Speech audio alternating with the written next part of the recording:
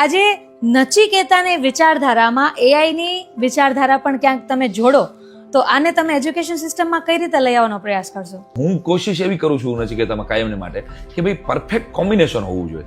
મારો વિદ્યાર્થી યજ્ઞ પણ કરતો હોય એટલે એને યજ્ઞ માટે રિસ્પેક્ટ આવે, સનાતન સંસ્કૃતિને ગાળ ન દે.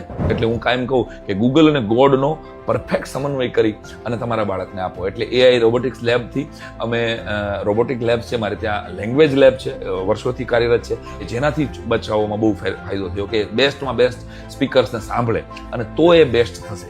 એટલે એને આનો અમે ભરપૂર ઉપયોગ કરી રહ્યા છીએ. એક હાથે યજ્ઞ કરે અને બીજા હાથે લેપટોપનો યુઝ કરે. આ મારા નચિકેતાનું મારું સપનું છે અને એ દિશામાં અમે જઈ રહ્યા છીએ. સહેજ પણ ટેકનોલોજીનો છોછ નથી ભાઈ. હું મારા પ્રોક્સી લેક્ચર હું રોજ તો જઈ શકવાનો નથી, હું તો આખા ગુજરાતમાં ફરતો હોઉં, તો હું મારા પ્રોક્સી લેક્ચર આવા જ સરસ મજાના સેટઅપ સાથે રેકોર્ડ કરી દઉં છું અને એ રેકોર્ડ છોકરાઓ સાંભળે છે. ઇનફેક્ટ એમ કહું કે છોકરાઓ પ્રોક્સી લેક્ચરનું નચિકેતામાં રાહ જોતા હોય કે સરનો લેક્ચર આવશે. તો કહેવાનો અર્થ કે ફ્રેન્ડલી વાતાવરણ ઊભું કરવું.